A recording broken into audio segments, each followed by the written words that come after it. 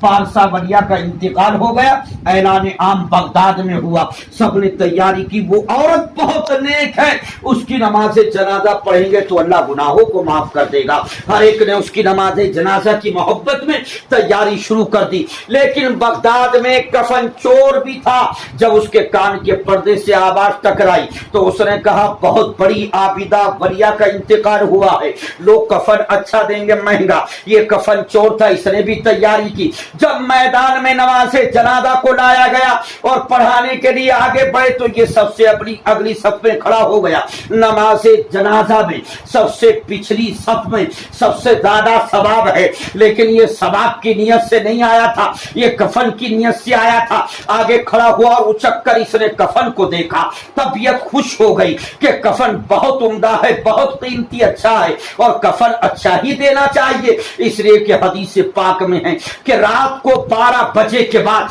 कब्र वाले अपनी अपनी कब्रों से बाहर निकलते हैं और एक मई के शबे जुमा अपनी अपनी कब्रों से बाहर निकलते हैं और अपने अपने लिबास को देख कर के खुश होते हैं। अगर किसी का लिबास पोसीदा होता है तो वो उस पर अफसोस करता है कि मेरे घर वालों ने मेरे साथ इंसाफ नहीं किया है, मैं अपने घर वालों के लिए इतनी दौलत छोड़ के आया, क्या ही अच्छा होता कि मुझे कीमती लिबास पहनाया जाता, मुझे उम्दा लिबास दिया जाता। वो औरों के दरमियान शर्मिंदा होता है, इसलिए कफन अच्छा ही देना चाहिए। उसको कफन अच्छा दिया गया। इस हज़रत जैसे ही नमाज पढ़ाई गई तो इसने भी नमाज पढ़ी, नियत को बांधा, नमाज जनाजा को पढ़ा, कफन छोड़ दें। उस अल्लाह की नेक बंदी की नमाज जनाजा को अदा किया। लोग कांधों पर लेकर के जनाजा चले, कब्रिस्तान में पहुंचे, दफन किया।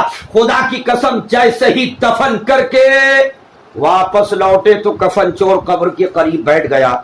होठों को हरकत ही, लोगों ने समझा शायद कि कुरान पढ़ रहा होगा। लोग वापस आए, इसने देखा सब चले गए तो इसने कब्र की निशानदही की और निशानदही करने के बाद ये भी आ गया। जब रात का तिहाई हिस्सा गुजरा, इसने औजार हथियार साजो सामान उठाया और कब्र की तरफ चला।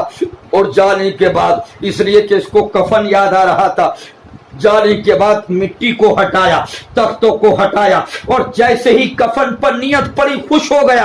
अब जैसे ही कफन उतारने के लिए उस अल्लाह की नेक बंदी के जिस्म की तरफ इसने हाथ बढ़ाया, फौरन उस अल्लाह की नेक बंदी ने कफन चोर का हाथ पकड़ लिया और पकड़ कर कहा, बड़े अफसोस की बात है कि एक जन्नती दूसरे जन्नती का कफन उतार रहा है। क्या कहा उस औरत ने?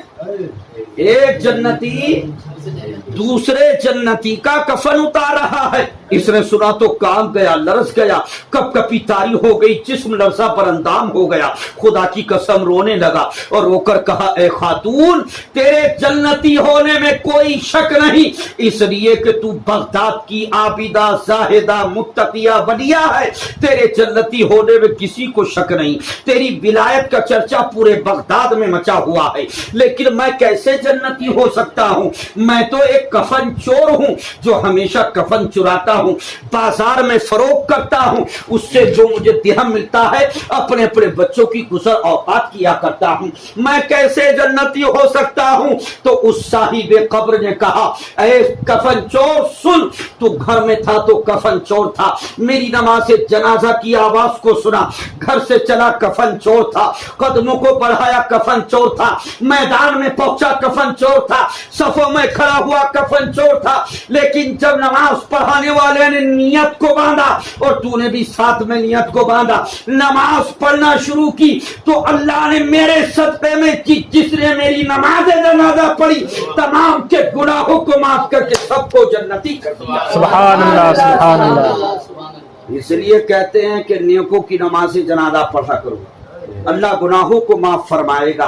असीसान मिल्लत इस्लामिया, वो बात में रह जाएगी, मैं मुकम्मल कर दूं। क़यामत कहाँ तक